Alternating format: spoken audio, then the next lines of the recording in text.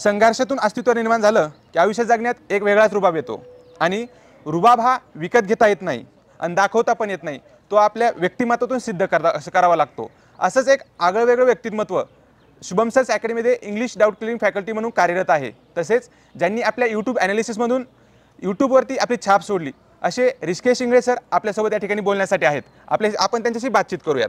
Thank you Nikhil sir, आपण एक SSM doubt clearing faculty आहात, त्याबद्दल आपलं खूप खूप अभिनंदन आजच्या सोहळ्यानिमित्त।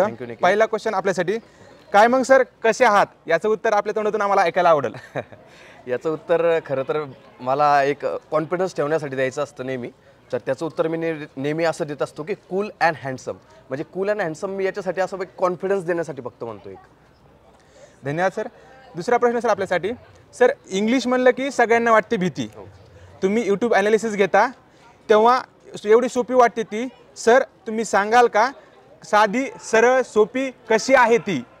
ओके निखिल, या प्रश्नाचं उत्तर मला असं वाटतं की मी तुझ्या तिच्याच भाषेत दिलं पाहिजे। तर मला असं वाटतं तिला समजून घेणं थोडंसं अवघडच आहे, पण एकदा जर तुम्ही तिला समजून घेतलं तर तिच्यापेक्षा सोपं काही नाही आहे। ओके सर, जर व्यवस्थित तुम्ही समजून घेण्याचा प्रयत्न केला ना एखाद्या योग्य डिरेक्शनना, तर सगळ्याच गोष्टी समजायला सोप्या जातात। Okay sir. सर यानंतर इंग्लिश रिलेटेड पुढचा क्वेश्चन आहे।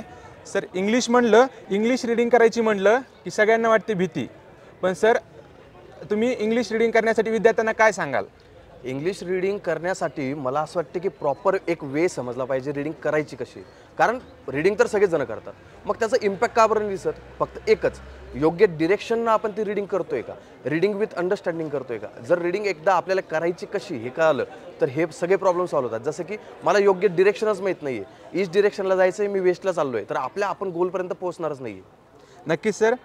सर रीडिंग पण करतात आणि इंग्लिशला टाईम पण देतात, तरी मुलं आरडाओरडा करतात की सर माझा इंग्लिशमध्ये स्कोअर येत नाही, तर तुम्ही त्यांच्यासाठी काय सांगाल? इंग्लिशमध्ये स्कोअर येण्यासाठी निखिल बऱ्याचशा गोष्टी असतात की ज्या आपल्याला प्रॉपर एक ॲनालिसिस करावं लागतं। त्यानंतर ते आपल्याला गोष्टी लिहून घ्यायच्या ज्या आपल्याला नवीन माहिती असतात किंवा ज्या नवीन माहिती झाल्यात, जे ॲनालिसिस करतोय ना त्याला प्रॉपर लिहून घेतल्यानंतर त्याची एक स्टेप एक रिव्हिजन एक करावं लागते।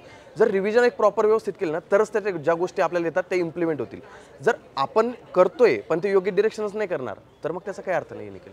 नक्कीच सर, आपण सांगितलेलं याचं नक्कीच विद्यार्थी यानंतर इम्प्लिमेंट करतील। सर पुढील प्रश्न आहे की आजचा हा सन्मान सोहळा एवढा धूमधडाक्यात साजरा होत आहे, याबद्दल आपली काय भावना आहे? आजचा जो सोहळा आहे ना तर हा एकदम छान प्रकारे होणार आहे आणि मागच्या वेळेस पण मी या सोहळ्याला होतोच।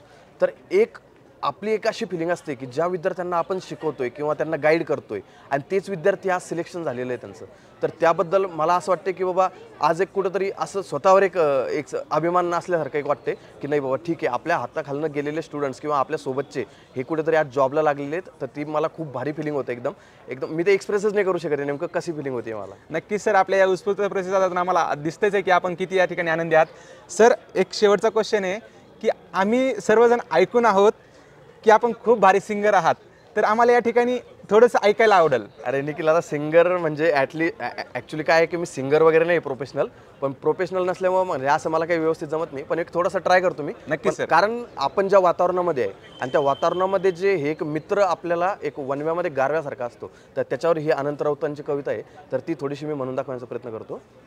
दुःख अडवायला उंबऱ्यासारखा, दुःख अडवायला उंबऱ्यासारखा, मित्र वनव्यामध्ये गारव्यासारखा, मित्र वनव्यामध्ये गारव्यासारखा, वाट चुकणार नाही जीवनभर कुणी, वाट चुकणार नाही जीवनभर कुणी, एक तू मित्र कर, एक तू मित्र कर आरशासारखा, मित्र वनव्यामध्ये गारव्यासारखा।